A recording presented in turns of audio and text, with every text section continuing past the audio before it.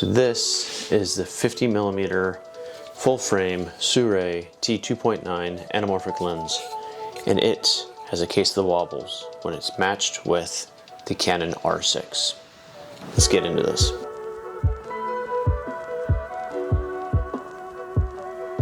So one thing that I've noticed while using this lens is that when using it handheld and with the IBIS, which the Canon R6 is known for having the wobbles, hand holding it with this lens, it becomes incredibly noticeable. Since the stretch factor of the lens and how it's compressed down onto the sensor, the wobbling of the IBIS and the sensor wobble becomes incredibly noticeable. Now, that being said, for myself, I'm a very shaky person.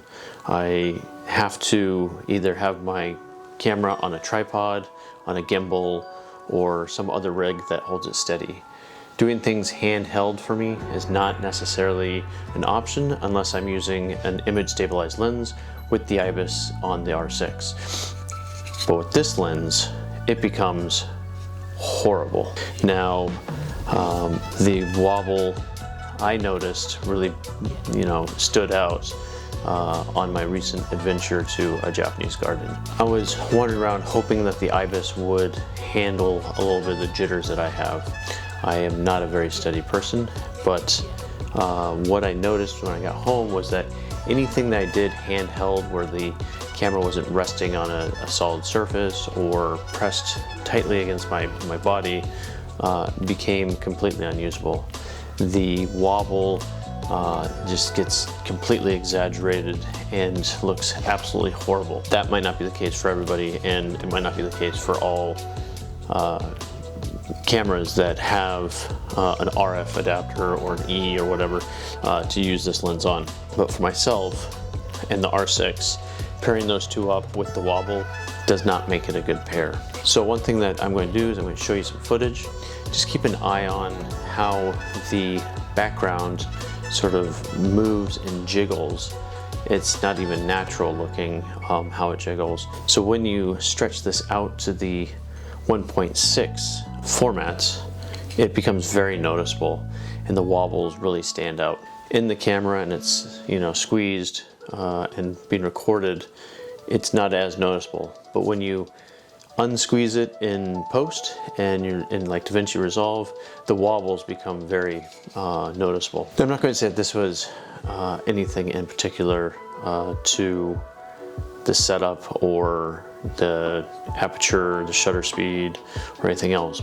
It makes me less likely to use this lens with my R6. Now I have an RP and that does not have the internal IBIS, so again, it doesn't do me any good if I'm hand holding it because it's going to be shaky and unsteady.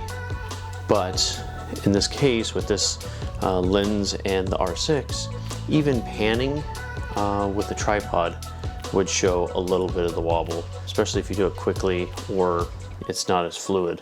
I think one thing I'm going to have to think about is when using this lens is keeping it either in a locked state on a tripod or having very slow methodical movements.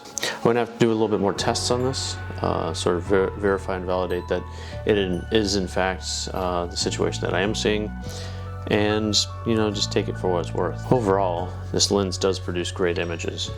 Now it sort of hinders me in my creative abilities if I have to use this in a locked off setting. I would like to use this with motion, with being able to pan and tilt throughout the scene, but with those wobbles, I just can't do that.